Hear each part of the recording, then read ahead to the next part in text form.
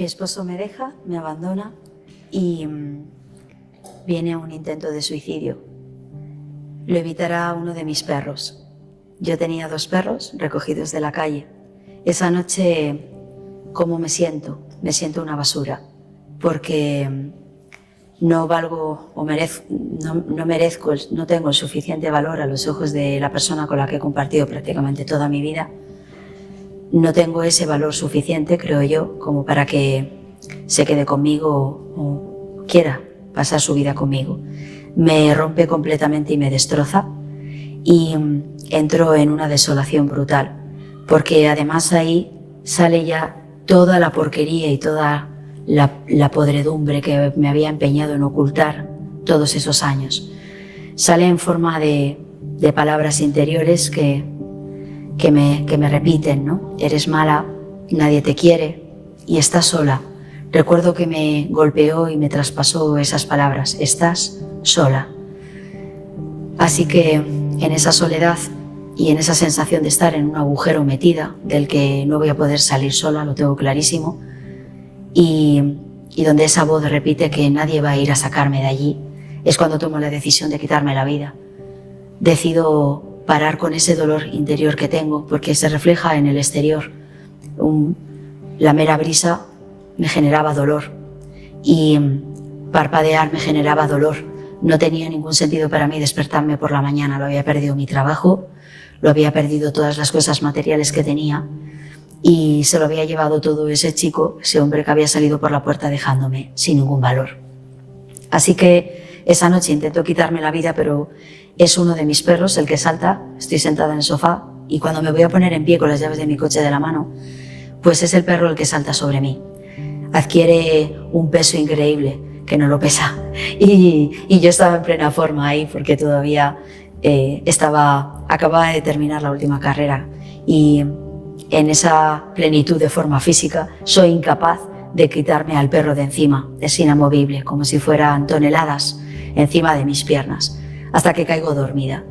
Eso es lo que propicia que 2-3 días después me llamara mi amigo de Nepal, porque había habido un terremoto en Nepal y me pedía ayuda por 2 motivos. Como profesional sanitaria y para acceder a esas aldeas que habían quedado aisladas por el terremoto, necesitaba también que supiera y que estuviera dispuesta a arriesgar mi vida andando por esa montaña inestable después de un terremoto.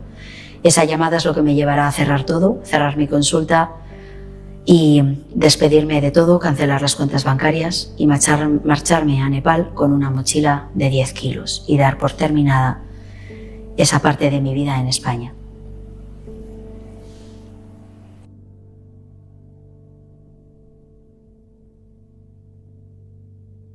Aquel día estoy en la montaña y estoy con mi amigo Sudip, estábamos bien altos cerca del campo base del Everest.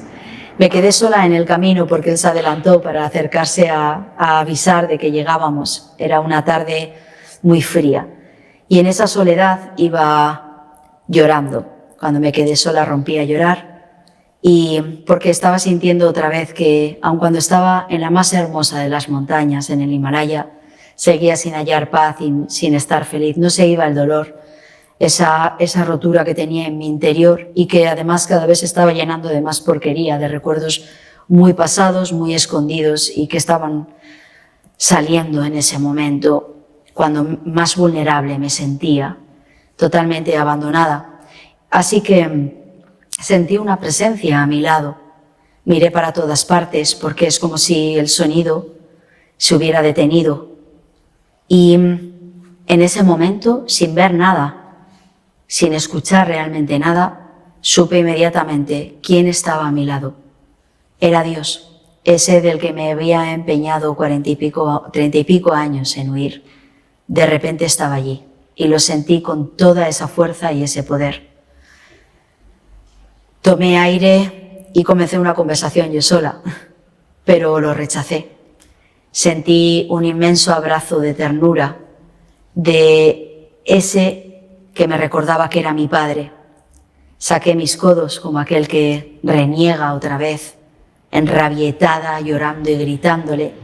Le dije, no te acerques a mí, no me toques. Me has abandonado todo este tiempo y has consentido que suceda todo esto en mi vida. Así que sentí un empujón en mi espalda y me caí de rodillas y de morros contra el suelo. Estaba todo de barro porque hacía bastante malo. Así que me levanté, me puse en pie rapidísimamente, con toda la dignidad de la que fue posible me sacudí y en esa autosuficiencia le dije: déjame en paz, vete de mi lado porque no te quiero y no te necesito. Transcurrió, sentí que esa presencia se marchaba inmediatamente y quedé tan pálida que cuando llegué al albergue y mi amigo me vio, salió corriendo a taparme con una manta porque creía que había visto por lo menos a un fantasma. Esa noche yo no hablo, pero metida en mi saco de dormir a bastantes grados bajo cero, de frío, sabía que ya algo en mí había pasado, había acontecido y se había abierto la puerta a algo que seguía pretendiendo negar, pero sabía que era cuestión de tiempo, que tendría que por lo menos acabar mirando. Se adelanta el monzón y en la ciudad de Katmandú, en un cruce muy caótico, muy caótico, veo de reojo por aquí esa mañana a dos misioneras de la caridad. Las reconozco porque llevan un sari blanco y azul. Si había alguien a quien yo odiara y con quien me ensañara y a quien calumniaba cada vez que tenía oportunidad, esa era Madre Teresa de Calcuta.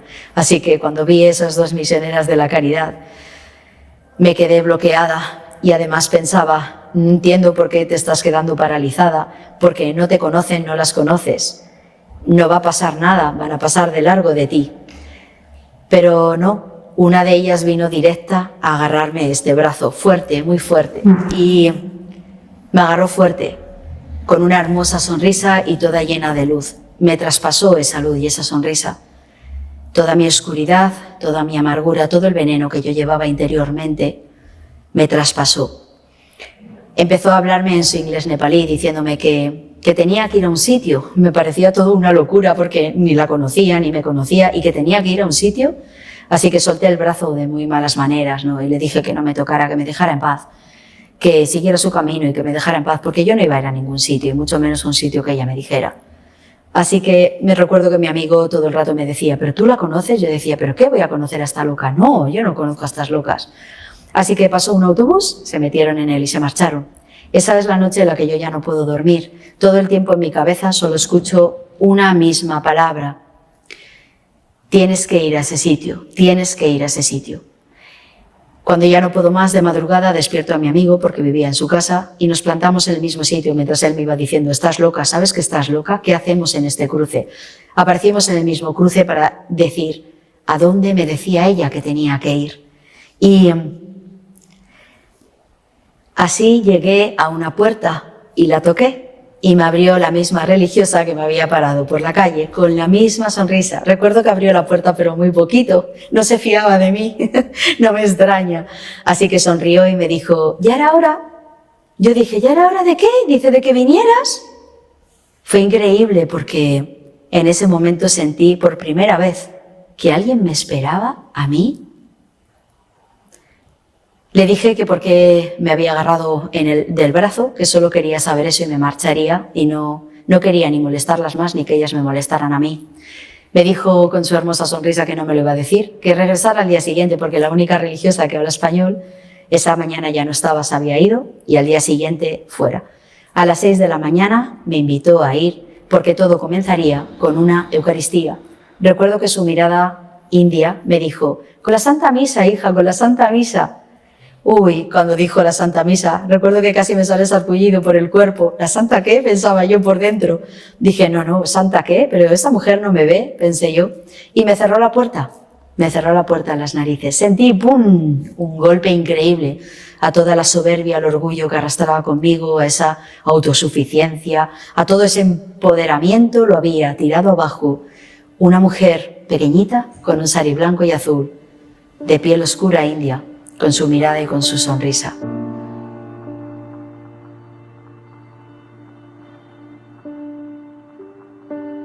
Al día siguiente, a las 6 de la mañana, no, a las 6 menos cuarto de la mañana, estaba en aquella capilla. La capilla de las misioneras de la caridad de Katmandú es pequeñita. Tiene una alfombra azul en el suelo y no hay bancos. No hay ningún tipo de reclinatorio. 9 hermanas solemnemente, piadosamente, estaban esperando mi llegada. Así que estaban en la puerta para darme la bienvenida, entrar en aquel recinto que ya empezaba a intuir que no era un lugar normal de todos los que mis pies sucios habían pisado y se habían revolcado, ¿no? Intuía que algo importante podía estar esperándome ahí adentro, pero aún así me seguía revelando a ver, me seguía revelando a acoger eso que estaría para mí en el otro lado de esa puerta. Me dijeron dónde sentarme, en el suelo, contra la pared. Yo solo veía las espaldas de 9 misioneras de la caridad, 9 mujeres pequeñitas, con la misma sonrisa, solemnes, piadosas, pequeñitas, pobrecitas, humildes, sin llamar la atención. Y el altar y un sacerdote. Recuerdo que pensé, wow, espera que pase todo este circo cristiano, te diga por qué te paró por la calle y continúas con tu vida y no va a pasar nada. Todo en ti va a seguir siendo igual de nefasto, de terrible, de doloroso, de triste. No pasa nada. En esos pensamientos estaba cuando comenzó la Eucaristía. Claro, no entendía nada y mucho menos nada que tuviera que ver con la liturgia de una Eucaristía. Así que en ese momento cerré los ojos y me hice una bolita, me quise hacer muy pequeñita, como para desaparecer. En realidad, el estado interior en el que yo estaba era de desaparecer, quería desaparecer. En ese mismo momento, escuché una voz. Era una voz de hombre y me dijo estas palabras: bienvenida a casa. ¡Wow! Esa voz se metió por todos mis sentidos, por arriba, por abajo, por fuera, por dentro, todo me envolvía. No identificaba si era de fuera adentro, de dentro afuera.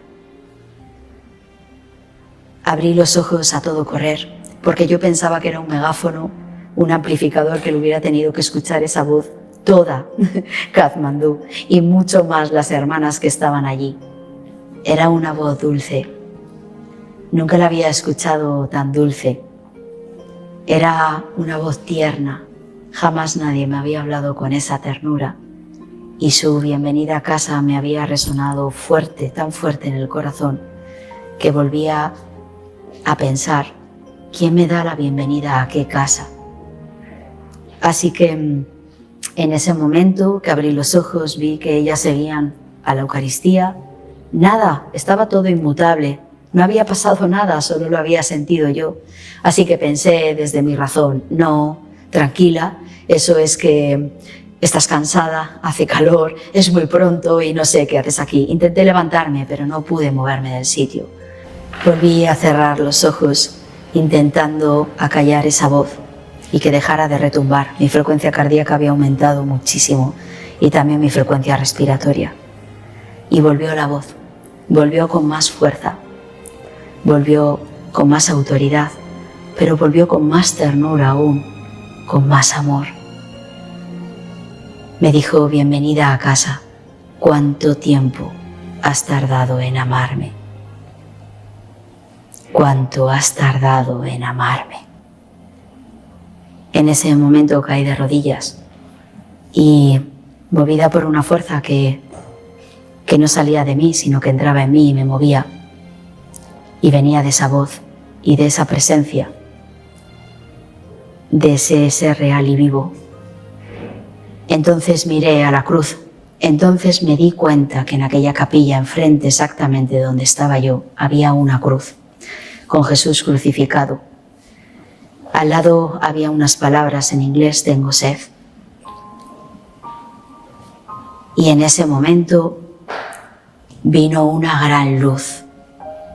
Primero la vi con los ojos. Todo esto lo vi con los ojos de la cara. Desaparecieron las hermanas y desapareció la capilla. Y de la cruz descendió Jesús de Nazaret, el resucitado, Cristo resucitado. La luz era cegadora, pero yo podía mirarle perfectamente. A la cara, su rostro, su mirada, sus manos, sus pies, su túnica, caminando, esa sonrisa y esa mirada. Todo se paró, solo estábamos él y yo. No podía apartar mi mirada de él. Se acercó y me dijo: no necesitas los ojos de la cara para verme, solo los ojos del corazón. ¡Wow! Sabía que se refería a la fe. Así que le dije: pues bien sabes tú que yo no tengo fe en ti. En ese momento vi todavía su sonrisa más amplia. Yo creía que me moría. Mi cabeza cayó contra el suelo y dejé de verle con los ojos de la cara para verle con los ojos de la fe, la que él me dio en ese momento. ¿Para qué? Para iluminar mi conciencia, la que llevaba muchísimo tiempo oscurecida. Vi toda mi vida pasar por delante de mí, todo lo que había hecho, todo lo que había dicho, pensado, sentido, buscado, todo lo que no había amado, no le había amado a él, y cómo me había alejado de él, dándole la espalda. Sentí toda la nostalgia y el dolor de su corazón, del corazón de Dios, por mí. Me estaba esperando desde el día que me marché. Empecé a llorar mucho. Tenía un dolor que es inexplicable. No hay dolor en la tierra que se aproxime al dolor que sentí en ese momento al ver toda mi vida. Creía que moría ese día y entendí perfectísimamente, sin ningún lugar a la duda, con la certeza que cae sobre ti, que estaba en mi juicio personal, estaba dando cuentas de mi vida. Si se hubiera hecho un agujero en la tierra, hubiera pedido que me metieran en él para siempre. No tuve miedo en ningún momento. Siempre, mientras lloraba, me acompañó ese amor y ese saberme en casa. Yo no puse, de todo lo que vi de mi vida, yo no puse ninguna excusa, no me justifiqué, no culpé a nadie, yo solo lloraba. Y empecé a balbucear como una niña pequeña: perdóname, perdóname, perdóname, le decía. ¿Por qué te he hecho tanto daño? ¿Por qué dejé de amarte? ¿Por qué me separé de ti? Perdóname, perdóname. En ese momento vi la sonrisa más hermosa que haya visto nunca. Él me dijo: no importa nada de lo que ha sucedido hasta ahora, solo importa lo que suceda de ahora en adelante, pero siempre juntos, siempre juntos. Wow, empecé a llorar, pero esta vez era de alegría y yo decía una y otra vez, repetía: estoy en casa, estoy en casa. Toda esa paz que había buscado durante tanto tiempo me invadía completamente. Esa alegría, ese sentido a todo, todo adquiría un sentido perfecto, todo.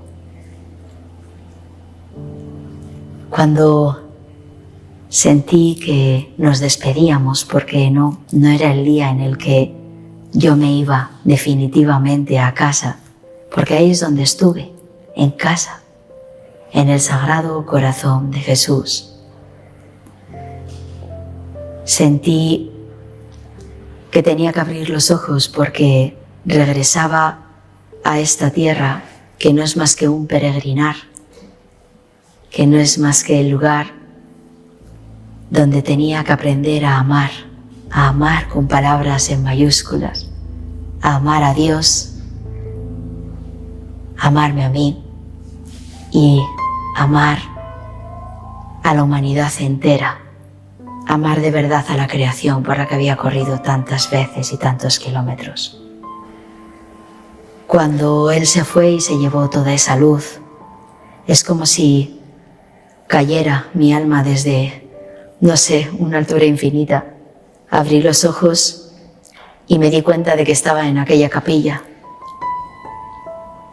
Sentí que era otra persona. Inmediatamente, en cuanto abrí los ojos, yo ya era otra persona. No era la chica, la mujer que entró en la puerta de aquella capilla 3 horas antes, porque esas eran las horas que habían pasado en el que yo había estado en el corazón de Jesús de Nazaret, el Maestro.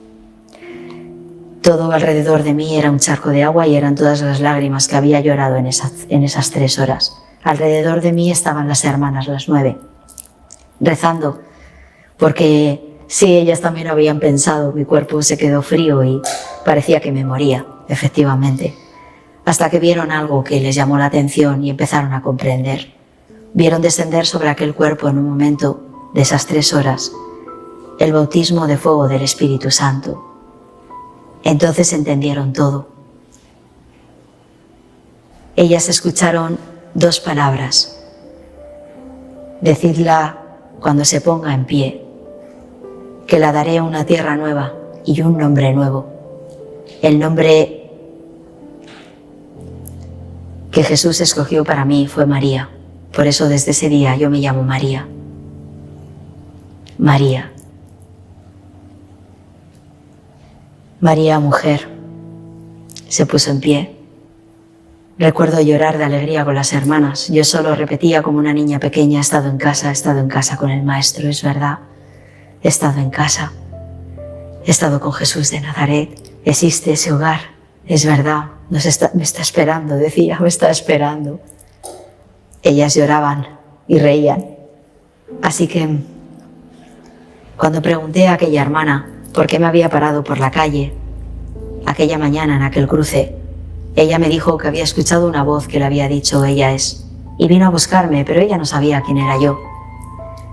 Solamente cuando me vieron entrar en la capilla aquella mañana a las 6 de la mañana, mi sister, la que hablaba español, pensó: ¿qué ha pasado en ella para que traiga el infierno detrás de su mirada y esa oscuridad?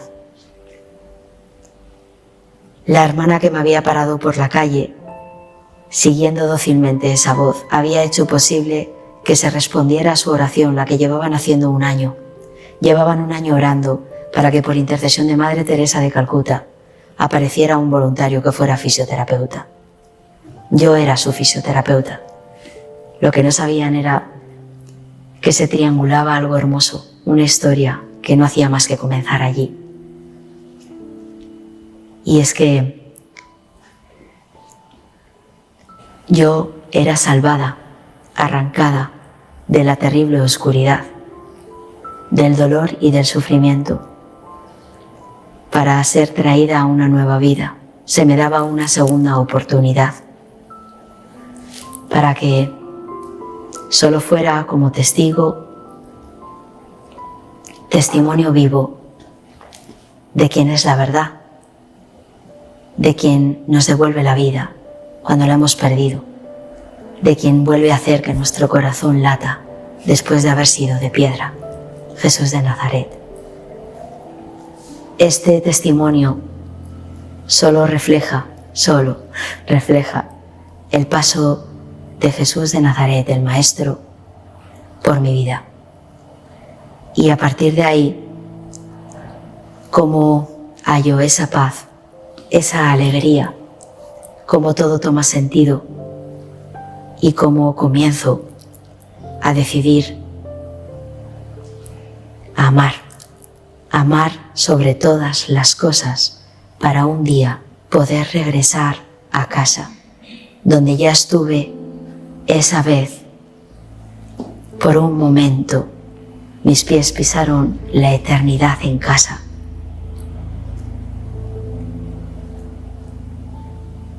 Me sentí durante el tiempo que me quedé con las hermanas, tan preciosa, tan hermosa, tan amada. Recuperé mi identidad, hija de Dios. Me sentí tan amada, tan segura, que no podía parar de sonreír. Aprendí a amar a través de todas las mujeres que recogían de la calle, pobres, y yo una pobre más entre las pobres. Pequeña, como las había visto a ellas. Sencillas, como es el amor verdadero. Sencillo, limpio, hermoso, bello. Y tocó un día regresar a casa. Volver de Nepal, con toda la pena de mi corazón, regresar, no sabiendo a qué. Él empezó a abrir el camino y a decirme: solo te pido que cuentes al mundo lo que vistes, que me vistes, y cuál es el verdadero hogar, el que les espera a todos mis hijos, a los que confiadamente se acerquen a mí, a los que estoy esperando para que retornen a casa.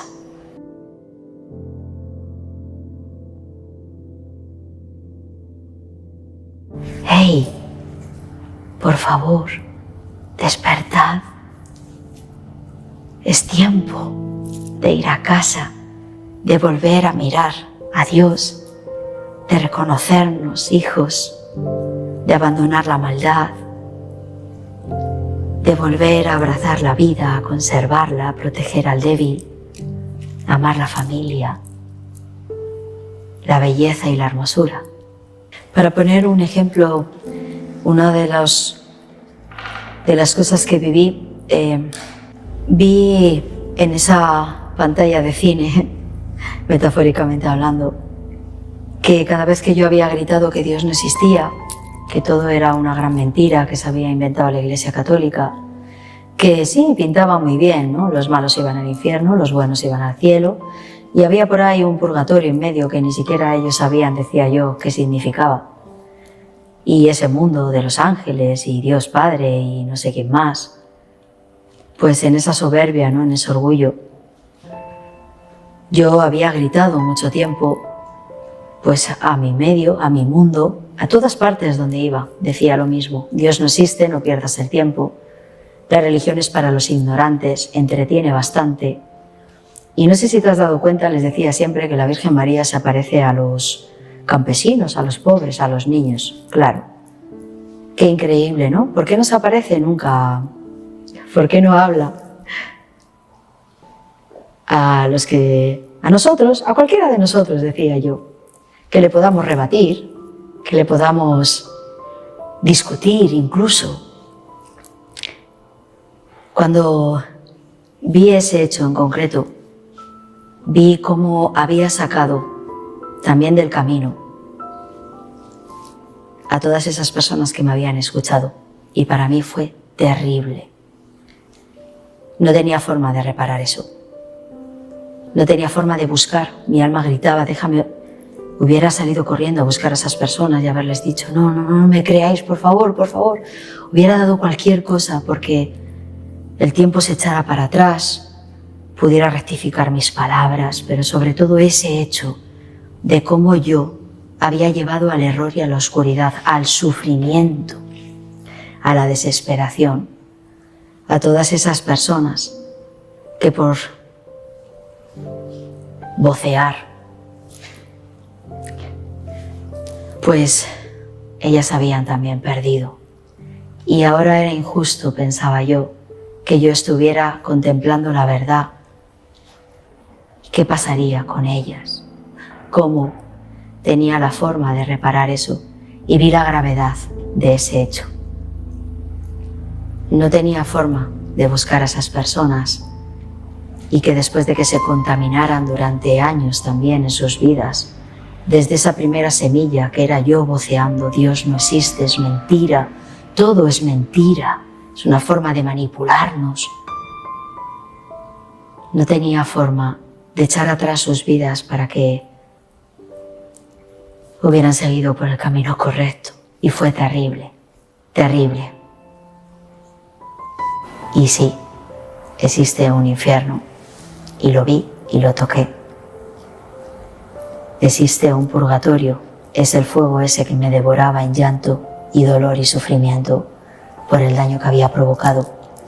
Y existe un cielo, sí, es ese lugar hermoso y bello donde pasas la eternidad con tus seres amados, con el amor de tu vida, Dios, y ves cómo te ha cuidado toda esta existencia, cómo te ha enseñado a caminar, cómo te ha acompañado en los primeros pasos, cómo te ha iluminado, cómo ha sonreído cuando tú sonríes, cómo ha llorado cuando tú lloras,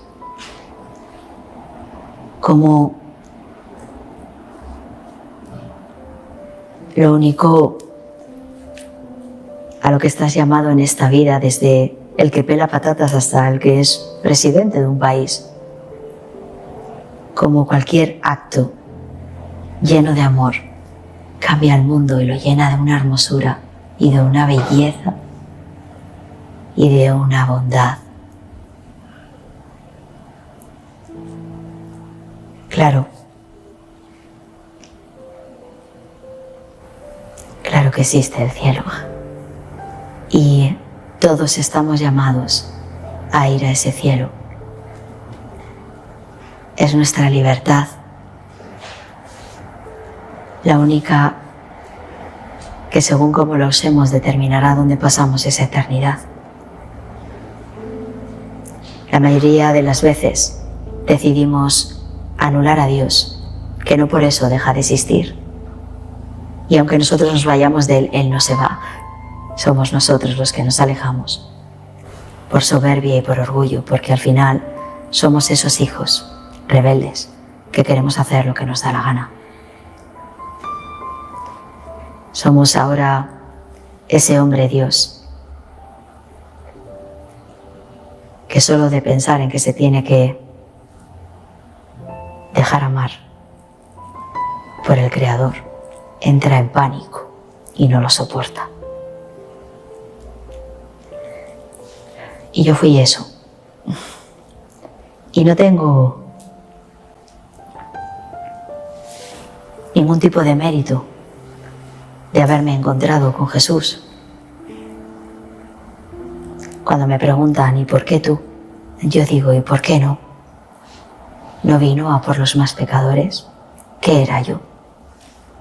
La más pecadora. Asesinaba a sus hijos. Del aborto me quedó que de cada bebé que no había nacido, tampoco Jesús había nacido en él. De cada mujer que había perdido su vida y su alma en aquella camilla, yo era partícipe de eso. Así que aunque no puedo ir directamente a esas personas, soy muy afortunada y doy gracias cada día que me despierto, porque tengo la posibilidad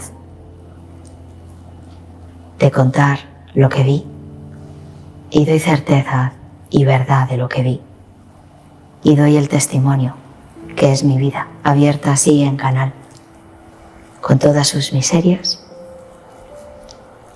y oscuridad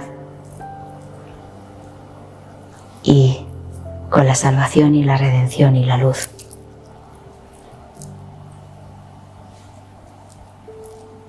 Cuando miro ahora mis fotos del pasado y a veces pasa que también me las piden,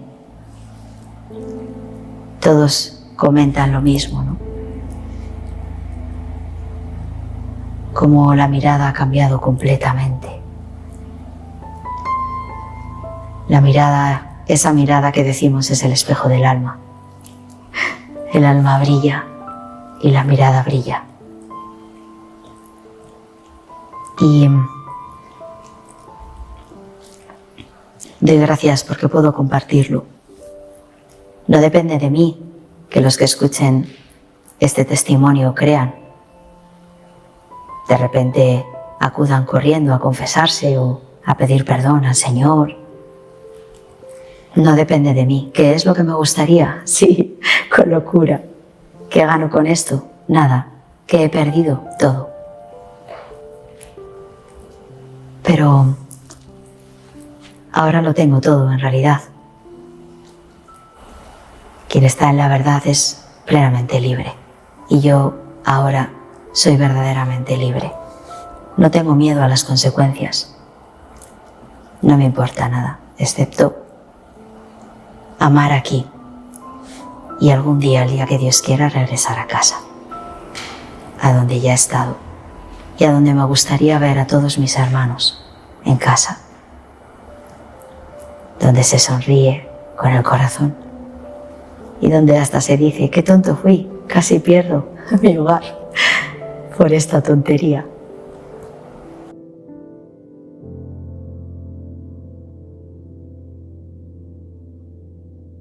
Porque creo que va a venir un aviso para la humanidad, porque las palabras de San Juan Pablo II son muy reveladoras e iluminan mucho. El hombre puede construir un mundo sin Dios, pero ese mundo acabará destruyéndose y acabará devorándose. Madre Teresa de Calcuta dijo cuando recogía el Premio Nobel de la Paz: una mujer que es capaz de asesinar a su hijo sin remordimientos. Si una madre es capaz de asesinar a su hijo así, ¿qué no seremos capaces de hacernos los unos a los otros? Y ya nos lo estamos haciendo. La humanidad va de cabeza a un abismo terrible. A nivel personal es el que yo viví. A frustración, a desolación, a pérdida de esperanza. Estamos creados para amar. Estamos creados para vivir en el amor. Por eso la llama es de amor, siempre es de amor. La llama de amor. Yo solo viví por adelantado el aviso que yo, como María, creo que tiene que llegar a toda la humanidad, a todos los hombres del mundo entero, cualquiera que sea su creencia, su religión, su forma de vida, su cultura, su edad. Porque si a mí fue la divina misericordia quien vino a darme una segunda oportunidad, solo la misericordia de Jesucristo es la única que puede venir a hacer un acto tan extraordinario, el mayor acto de misericordia jamás realizado por Dios, Padre, al ver a sus hijos perdidos en la oscuridad, que no están regresando a casa y que cuando quieren darse cuenta es demasiado tarde. Por eso creo que tanto otros hermanos míos como yo hemos vivido un preaviso y Dios está valiendo de dar el testimonio para que despierte esta sociedad y este mundo, que si no lo hace tendrá que venir con esa gran luz que es la iluminación de la conciencia de cada uno, para que veáis exactamente lo mismo que vi yo, cada uno en vuestras vidas y en vuestros actos con su responsabilidad. Veréis a Jesucristo como yo lo vi, veréis su corazón como yo lo vi y estaréis delante de la verdad.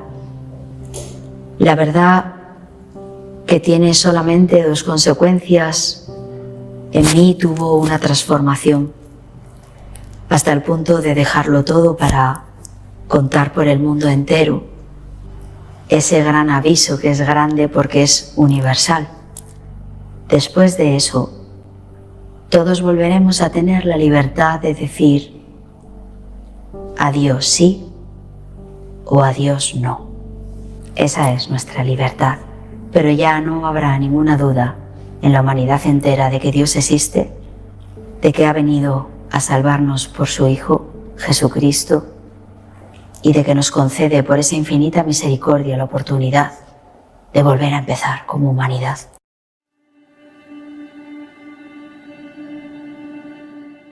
De su infinita misericordia que nos está dando la posibilidad de escuchar tantos testimonios de hermanos nuestros que están diciendo: ¡hey, despertad! Humanamente es imposible que yo, enfermera, abortista, fisioterapeuta, adinerada del mundo, mujer del mundo, exitosa, por mí misma cambie y me transforme en esto. Es imposible. Tiene que pasar Dios en esa línea temporal de mi vida y concederme por su infinita misericordia volver aquí para contarlo, solo para contarlo y para avisar: hey, que la vida es mucho más de lo que estamos creyendo, que nos hemos perdido, que Dios existe, que está vivo, que nos ama y que está esperándonos en casa. Que hay que volver a casa, que es hora, que es tiempo de volver a casa. Confío plenamente en la llama de amor, capaz de todo, como dice la palabra de Corintios, el amor que todo lo puede, el amor que todo lo espera.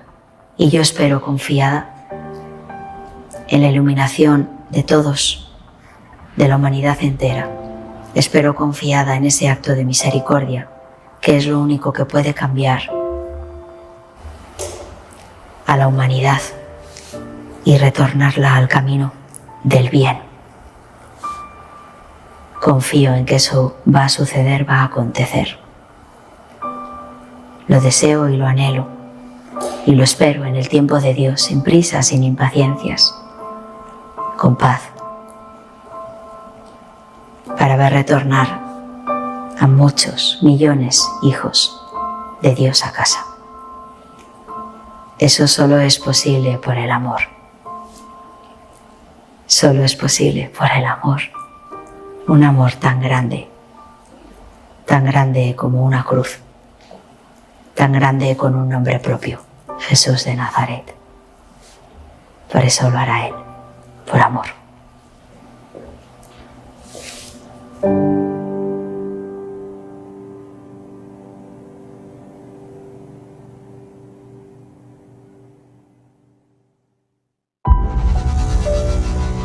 Antes de venir como el justo juez, vengo como el Rey de misericordia.